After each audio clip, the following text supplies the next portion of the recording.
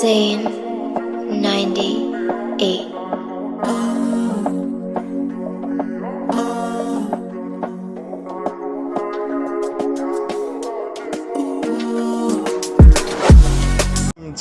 Welcome to GO35. Angihambe ngedwa, ngihamba nendoda yegame, ngihamba nomsiri. Msiri my brother, ngicansi namhlanje i-big game. Yabo makhulunywa nga one of the biggest games akhona emhlabeni, El Clasico. Madrid versus Barcelona, even wesise Bernabeu. Izobe ivaliwe iBernabeu. Kufraya abantu. IBarcelona iya kule game ucoach wabo Hansi Flick uthole red card ku previous game, so uzoba ngekho ku touchline. Number 2 uRafinha ulimele. Ngicansi one of the players ababa ne contribution enkulu kwi game yabo yokugcina beyidlala khona eBernabeu.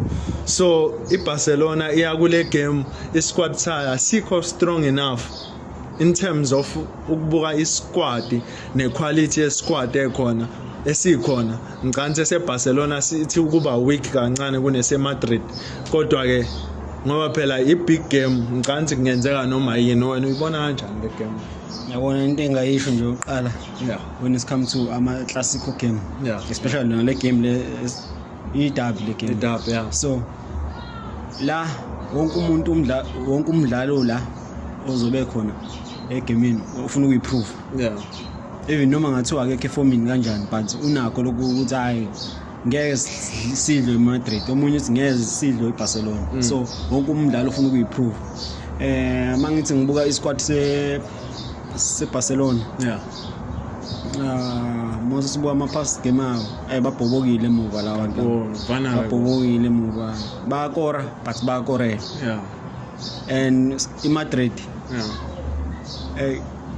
yenza kahle kakhulu kwi league, yenza kahle kakhulu. And iBarcelona Champions League, yabona ukuthi i-balanced esiswini, phambili emuva ba right labantu laba. Ngibona abantu engibona ngathi ngibona abazowina nakule game yanamhlanje. And iMadrid inama winger afast kakhulu in transition. And iBarcelona idlala i-high line. Ucabanga ngayo leyo high line yayo? Yabona nje ngizoqala ngikhulume ngoMbappe nje oqala. Kylian Mbappe ngeke uzomfanisa nabanye abadlali, uyi-star. Even noma liphethe ibhola uyakhombisa ukuthi ngi-star mina. UVinicius uyambona ukuthi uyazama yena ukuthi ngante ngirun. Hayi, uMbappe mfethu uyi-star. iBarcelona la ngokwami izodliwa. Lawan ama winger eReal Madrid. Anzima kakhulu angiyiboni iBarcelona ibuyela.